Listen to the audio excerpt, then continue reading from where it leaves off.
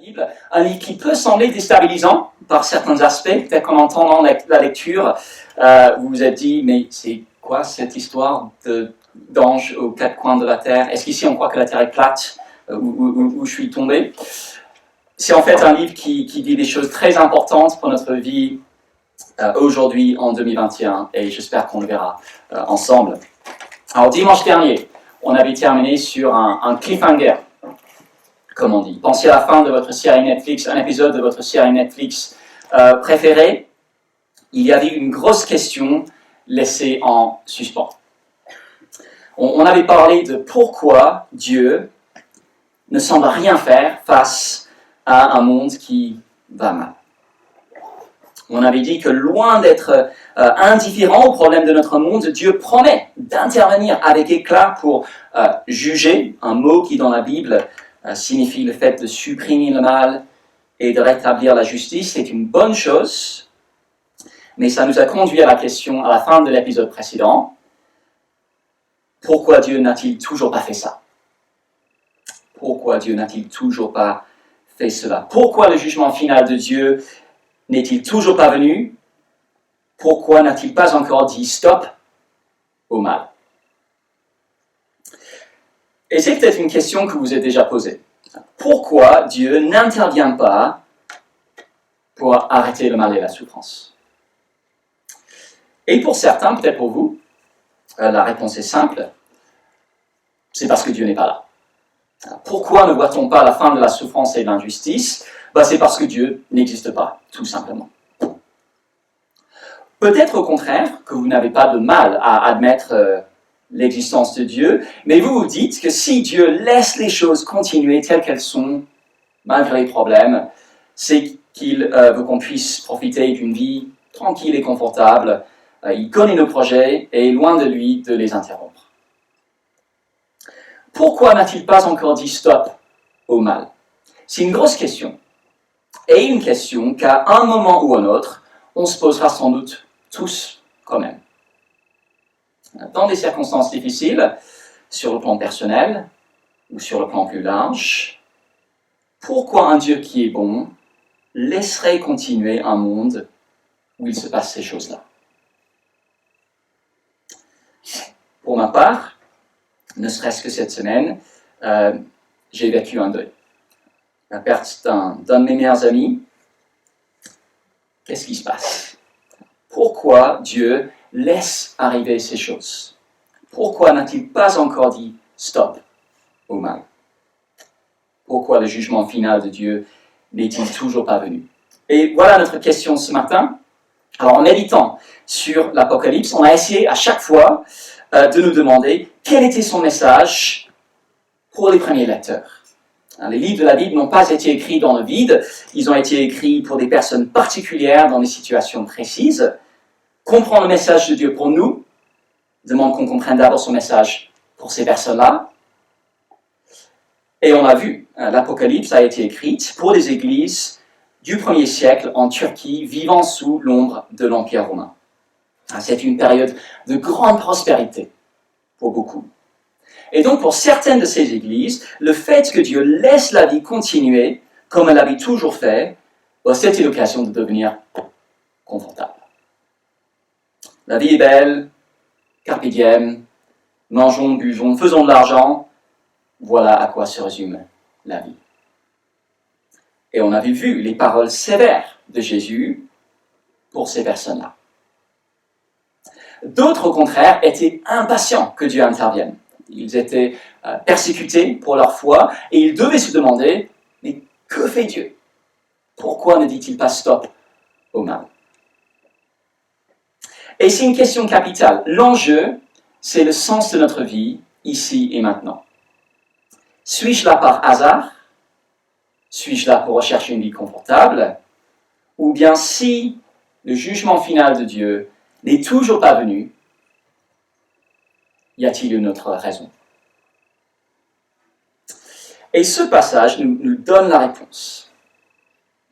Et elle demande une réaction de notre part. 2 points à suivre ce matin. Et voici le premier. Dieu met la fin du monde sur pause pour sauver un peuple. Dieu met la fin du monde sur pause pour sauver un peuple. Alors, je ne sais pas si vous avez déjà vu un de ces films où il y a une scène d'action où l'action s'arrête.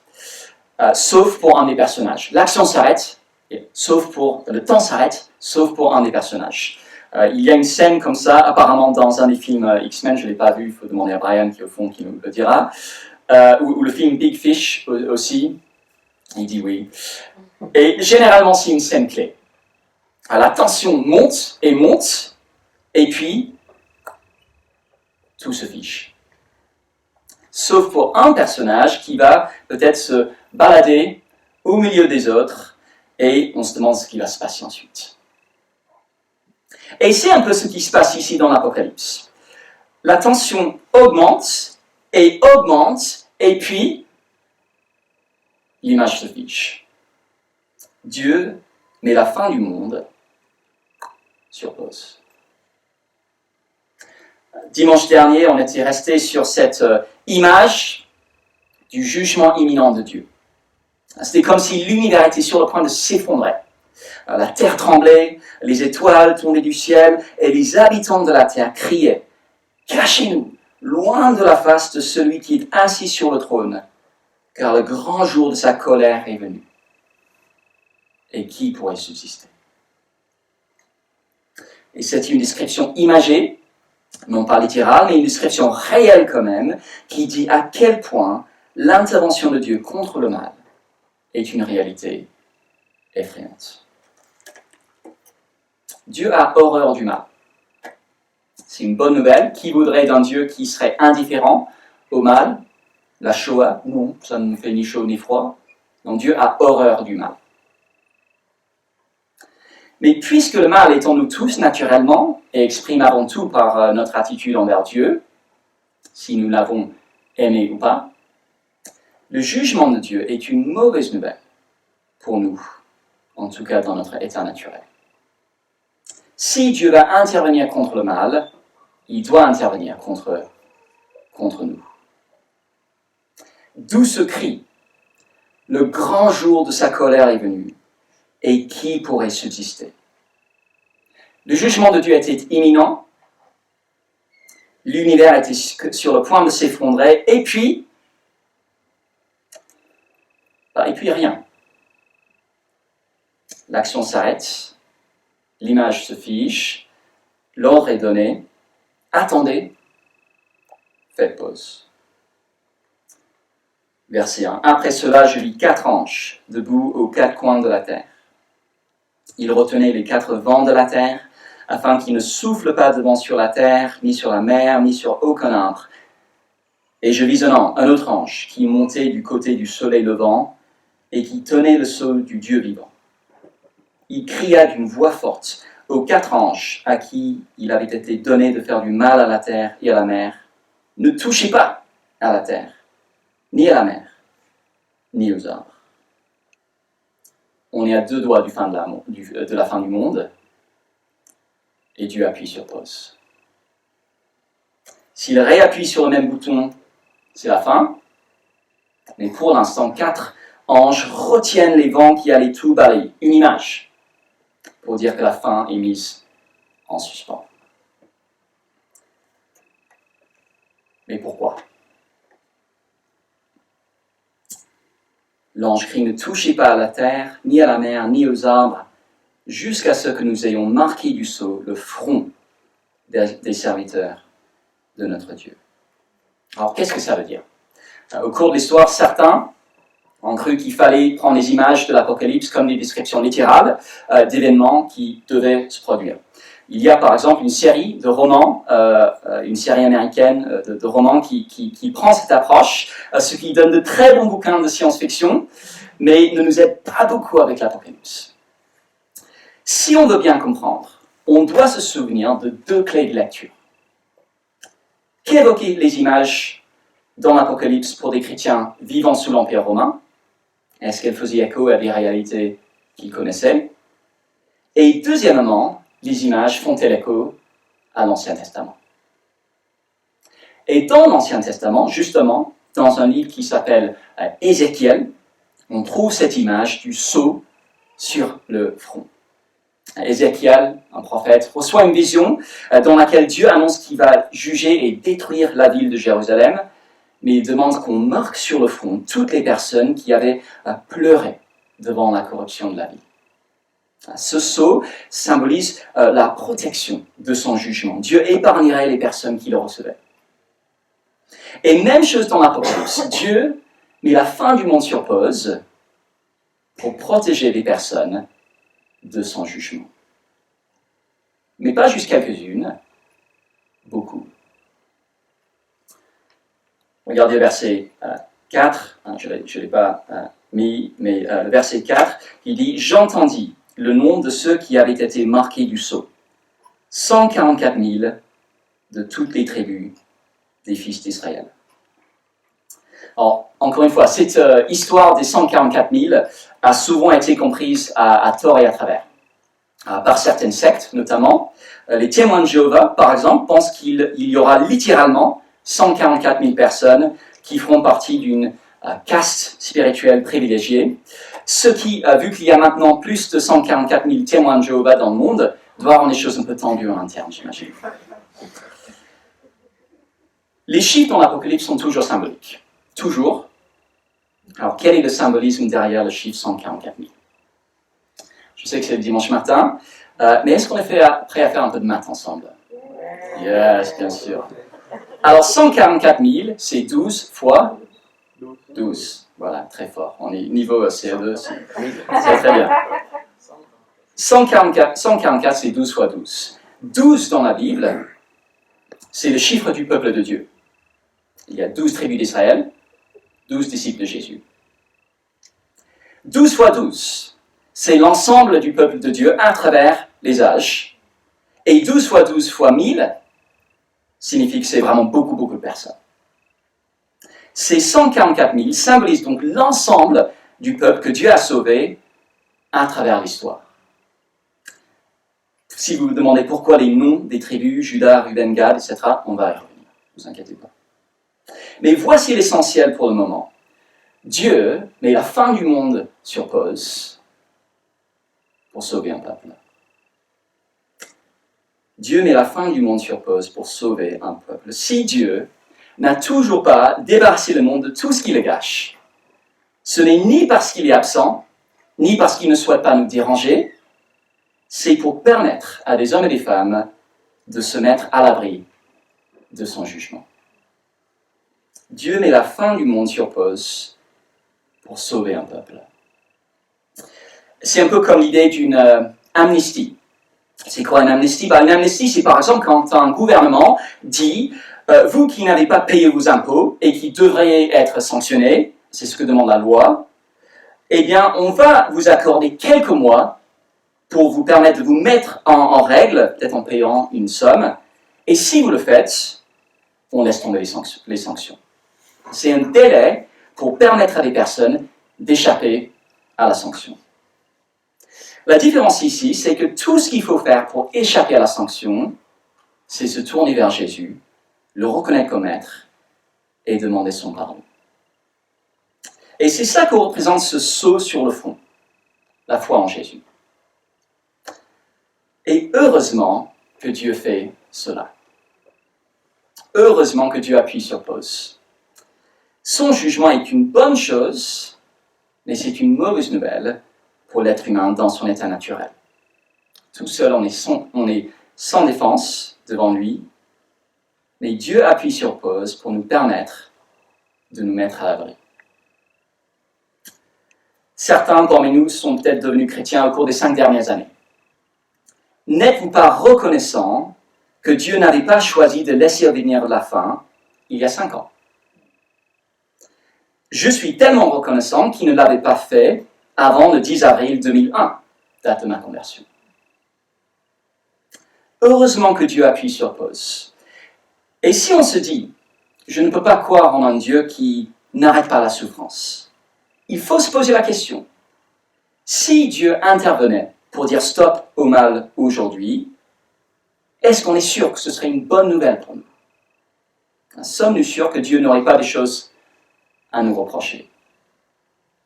S'il ne l'a toujours pas fait, s'il n'est toujours pas intervenu, c'est pour laisser le temps de bénéficier de son amnistie en mettant sa confiance en Jésus.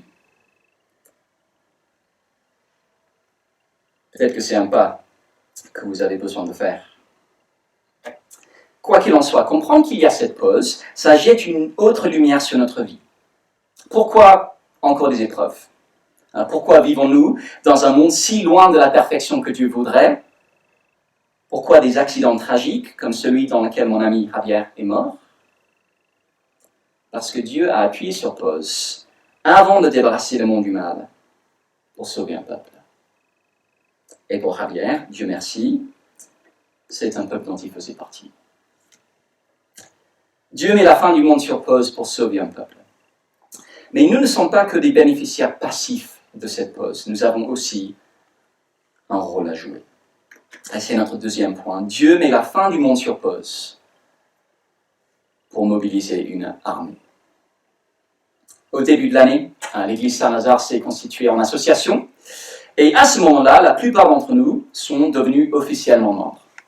D'ailleurs, si vous considérez l'église Saint-Lazare comme votre église, devenir membre, ce serait une très bonne chose à faire. Étienne serait ravi d'en parler avec vous. Qu'est-ce que ça veut dire d'être membre d'une église?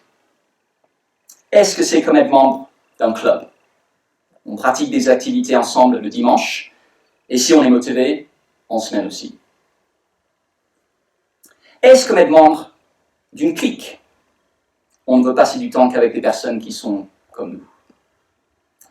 Qu'est-ce que ça veut dire d'être membre d'une église? Selon l'Apocalypse, être chrétien et faire partie d'une église, ce n'est ni faire partie d'un club, ni d'une clique, c'est avoir rejoint l'armée que Dieu a mobilisée. Nous ne sommes pas là simplement pour nous croiser les bras, nous sommes une armée avec une mission à relever. Revenons à cette liste de tribus bizarres, on ne va pas tout relire. Il faut dire qu'en fait, à la lecture, c'est un peu ennuyeux. De la tribu de Juda, 12 000. De la tribu de Ruben, 12 000. De la tribu de Gad, 12 000. J'ai eu un peu de peine pour Yves tout à l'heure qui devait lire, c'est répétitif. On a l'impression que l'auteur aurait pu être plus concis. Il écrivait sur du papyrus, qui coûtait cher au 1er siècle. Il aurait pu économiser beaucoup de place en disant juste 12 000 des tribus de Juda, Ruben, Gad, Asher, Nephtali, etc. Pourquoi cette formulation lourdingue? Et puis pourquoi ces noms? On vient de dire qu'il s'agissait de l'ensemble du peuple que Dieu a sauvé. Pourquoi ces noms des tribus d'Israël? Ça pourrait donner l'impression qu'on ne parle pas de tout le peuple que Dieu a sauvé, que des Israélites.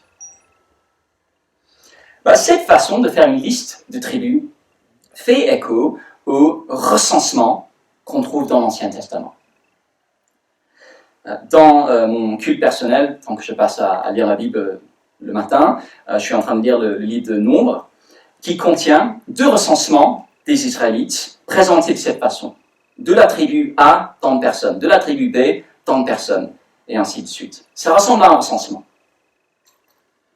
Mais ce qu'il faut surtout comprendre, c'est que dans l'Ancien Testament, on faisait toujours un recensement pour évaluer la force militaire d'un pays. On ne comptait que les hommes d'au-dessus de 20 ans qui pouvaient se battre dans l'armée. Le but n'était pas de chiffrer la population, comme le recensement en France. On faisait un recensement pour mobiliser une armée. Et donc, en présentant le peuple de Dieu de cette manière, le message est clair. C'est une mobilisation. Dieu a fait de nous une armée. Si nous avons cru en Jésus, nous faisons partie de son armée. Pourquoi est-ce que Dieu a besoin d'une armée? L'idée pourrait nous laisser un peu frileux. Parler de l'armée de Dieu n'évoque pas que des images positives. Vous pensez aux croisades ou au djihad, est-ce que c'est de ça qu'on parle? C'est quoi cette armée? Et quelle est sa mission? Bien, la suite nous aide. Verset 9. Après cela, je regardais, et voici une grande foule que nul ne pouvait compter, de toute nation, de toute tribu, de tout peuple et de toute langue. Ils se tenaient devant le trône et devant l'agneau, vêtus de robes blanches et des palmes à la main. Et ils criaient d'une voix forte. Le salut est à notre Dieu, qui est assis sur le trône et à l'agneau. Les images dans l'Apocalypse ne sont pas faites pour être lues dans l'ordre chronologique. On s'en mêle les pinceaux si on essaie de le faire. C'est plus comme une galerie d'art où deux tableaux sont affichés l'un à côté de l'autre et où c'est à nous de réfléchir au lien entre les deux tableaux. Pourquoi est-ce qu'on les a mis côte à côte? Qu'est-ce qu'on essaie de dire en les mettant ensemble? Ici, on a une première image, un recensement militaire, l'armée mobilisée. Et puis une seconde, une grande foule de personnes de toutes les nations, habillées en blanc, en liesse, devant le trône de Dieu. Quel lien entre ces deux images? C'est pour nous montrer à quoi ressemble mission accomplie pour cette armée. Regardez encore le verset 9. Le plus proche de cette scène qu'on a déjà vue, c'est peut-être après une grande victoire sportive, Coupe du Monde 98 ou 2018, l'Euro 2021, on verra. Ou peut-être plutôt un festival de musique où dans la foule, il y a des drapeaux de beaucoup de pays différents. Je suis allé une fois voir un concert de U2, c'était ça, des drapeaux de plein de pays différents et où tout le monde est ensemble et joyeux. Plus proche encore, ce serait les Champs-Élysées après la libération de Paris, et encore c'est faible, il n'y a pas le côté international. Mais c'est une scène de victoire. Une foule innombrable de personnes rassemblées, unies, en paix les unes avec les autres, et surtout avec Dieu. C'est une fête à laquelle tout le monde est invité, et c'est ce qu'on verra quand Jésus reviendra comme il a promis de le faire. Mais surtout, c'est à ça que ressemble mission accomplie pour l'armée de Jésus. Sa mission, notre mission, c'est de nous battre pour que les personnes de toute la terre soient sauvées et puissent se tenir joyeusement ensemble devant Dieu un jour. Elle ne se bat pas avec des armes, il n'y a ni kamikaze ni croisé. Le seul sang versé, on le voit au verset 14, c'est celui de Jésus, appelé ici l'agneau, dans le sang duquel les membres de cette foule ont lavé leur robe. C'est une image pour le pardon offert grâce à la mort de Jésus sur la croix. En même temps, ce n'est pas parce que cette armée est pacifique et recherche le bien de tous qu'elle ne rencontrera pas d'hostilité. Il est question d'une grande tribulation. Elle va rencontrer de l'opposition, sa mission ne plaira pas à tout le monde, et à toutes les époques, certains ne voudront pas entendre parler de Jésus et ils feront obstacle. Mais malgré les blessés potentiels, le destin ultime de cette armée est sûr, et celui de toutes les personnes qui rejoindront ces rangs pendant la campagne aussi. Verset 15, « Celui qui est assis sur le trône dressera sa tente sur eux. Ils n'auront plus faim, ils n'auront plus soif, et le soleil ne les frappera plus, ni aucune chaleur. Et Dieu essuiera toute larme de leurs yeux. » Le jour de la victoire finale, quand Jésus reviendra, Dieu pansera les blessures, et ce n'est pas parce qu'on sera tombé sur le champ de bataille qu'on manquera à l'appel final. Nous sommes une armée si nous sommes chrétiens, et nous avons une mission, nous battre pour qu'une multitude de toutes les nations puisse être rassemblée pour la fête finale. Et si on réfléchit, c'est logique. Si Dieu a mis la fin du monde sur pause pour sauver un peuple, s'il a mis le jugement final en attente pour le faire, bien sûr que la vocation de ce peuple, une fois sauvé, c'est de poursuivre la même mission. Comment est-ce que ça pourrait être autre chose? On ne va pas juste rester sans rien faire, bien sûr qu'on se mobilise. Mais ça veut dire que si on est chrétien et qu'on est dans une église, on n'est ni membre d'un club, ni d'une clique. Nous sommes une armée avec une mission à relever et une victoire à remporter. Si vous êtes chrétien, c'est votre mission et vous faites partie de cette armée. On connaît les affiches de la Première Guerre mondiale, ton pays a besoin de toi. Alors je ne sais pas si elle marcherait aussi bien aujourd'hui parce qu'on n'a peut-être plus le même sens du devoir. Les affiches du recrutement pour l'armée aujourd'hui offrent plutôt un moyen de s'épanouir ou de faire une bonne carrière. Les temps ont changé. Mais c'est un peu le message de ce passage. Jésus dit, j'ai besoin de toi dans mon armée. Tu as cru en moi, maintenant tu sers avec moi. La grande différence, c'est qu'avec la Première Guerre mondiale, les soldats ne savaient ni si leur pays allait gagner, ni s'ils seraient encore là à la fin pour profiter de la paix. Il n'y a pas ces incertitudes-là avec l'armée de Jésus. Même si la bataille est dure, même si elle nous coûte tout, à la fin, Dieu nous relèvera, il essuiera nos larmes et nous comptera parmi les vainqueurs. Le coût pourra être élevé, mais l'issue finale fait que cela vaut largement la peine. Dieu a mis la fin du monde sur pause pour mobiliser une armée. Alors il y a des mouvements chrétiens qui prennent cette idée très littéralement. Vous avez peut-être entendu parler de l'armée du salut. L'armée du salut, c'est une dénomination chrétienne qui fonctionne comme une armée. Ils ont un uniforme, ils ont des grades, ils organisent des fanfares. Et on pourrait faire la même chose à l'église Saint-Lazare. On pourrait nommer Étienne général, et puis Brian, un de nos autres responsables, pourrait être colonel. Et moi qui pars rejoindre une autre unité, j'aurais peut-être le titre de traître. On pourrait pousser l'idée très loin, on ne va pas le faire. Mais ça demande un changement d'optique, non? Si nous avons mis notre foi en Jésus, nous sommes l'armée que Dieu a mobilisée. Et si vous êtes comme moi, c'est facile de glisser vers une vision de l'Église comme un club ou une clique, justement. On est bien entre nous, et c'est très bien comme ça. Et si on aime être ensemble, c'est une bonne chose. Une des marques distinctives de cette armée, c'est l'amour. Et je pense que c'est une des marques distinctives de l'Église Saint-Lazare. Mais toujours est-il que Dieu n'a pas mis la fin du monde sur pause pour créer un club ou une clique. Il a créé une armée. Et comprendre ça change notre vision de la vie chrétienne. Un militaire parti en campagne n'est pas là pour se poser.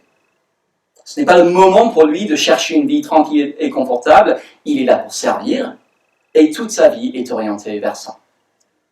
Ça ne veut pas dire qu'il ne va pas profiter d'un bon repas dans le mess parfois, mais il reste focalisé sur sa mission. Et même chose pour nous.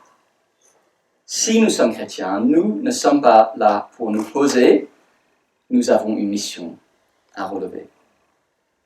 Et si on est tenté de ranger notre foi dans les cases loisirs ou traditions de notre vie, on a besoin de réfléchir à nouveau. Nous sommes une armée. La prière, c'est notre moyen d'appeler du renfort quand la bataille est difficile. Notre temps de lecture de la Bible, c'est le moyen dont notre commandant en chef nous communique ses ordres et fortifie notre morale. Et nos relations les uns avec les autres sont des relations entre frères et sœurs d'armes.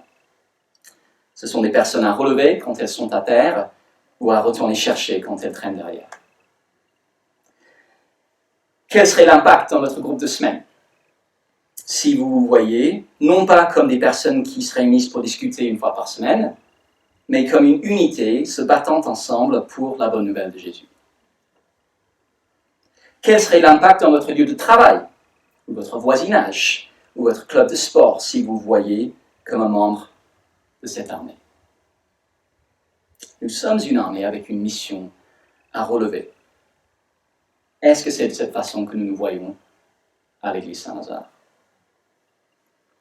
Un mot pour les personnes ici qui ne se présenteraient pas comme chrétiennes et qui trouveraient cette idée d'une armée potentiellement un peu difficile, un peu violente peut-être. On a déjà dit que cette armée ne se bat pas avec des armes. Au contraire, ses membres donnent leur vie pour les autres, y compris pour ceux qui leur sont hostiles. Mais surtout, cette image dit l'amour de Dieu pour vous. permettre à des personnes de recevoir son pardon et faire partie de ce monde uni et joyeux qu'il a promis. C'est tellement important pour Dieu qu'il envoie son Fils à la tête d'une armée pour le réaliser.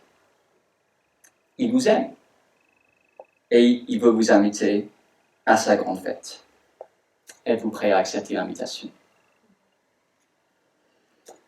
Pourquoi Dieu n'a-t-il pas encore dit stop au mal? Pourquoi son jugement final n'est-il toujours pas venu? On pourrait penser à beaucoup d'explications. Parce qu'il n'est pas là, parce qu'il veut qu'on ait une vie confortable. Mais la vérité tient en un seul mot. Le salut, le nôtre, et celui du monde. Nous sommes là, à l'église Saint-Lazare, ou n'importe quelle autre église chrétienne, pour cette cause-là, aucune autre. Dieu n'a pas appuyé sur pause pour qu'on puisse poursuivre avant toute autre chose le confort et la tranquillité. Nous avons une mission à relever et une victoire à remporter. Et donc, vu que c'est mon dernier dimanche, j'aimerais demander, sommes-nous mobilisés? Nous sommes-nous mis en campagne pour qu'une multitude venue de partout, y compris notre ville de Paris, puisse rejoindre cette foule en liesse devant le trône? Sommes-nous mobilisés? Et 5 ans, après le début du projet de créer une église, et au bout de 18 mois de pandémie, ce serait facile de baisser les bras, de nous sentir essoufflés. L'élan du début a pu diminuer, c'est normal. On a peut-être découvert que la vie en communauté n'était pas toujours facile, ou que le partage de notre foi était souvent difficile et demandait de la patience. Et d'autres projets pourraient commencer à nous sembler plus gratifiants ou offrir des résultats plus immédiats. Mais on a besoin de prendre du recul et de nous rappeler cette scène. Cette grande foule que nul ne pourra compter, de toute nation, de toute tribu, de tout peuple et de toute langue qui se tiendra devant notre trône et qui criera: le salut est à notre Dieu, qui est assis sur le trône et à l'agneau. Sommes-nous mobilisés? Ma prière pour l'église Saint-Lazare, c'est qu'elle le soit, et qu'elle le reste, et qu'elle le devienne de plus en plus.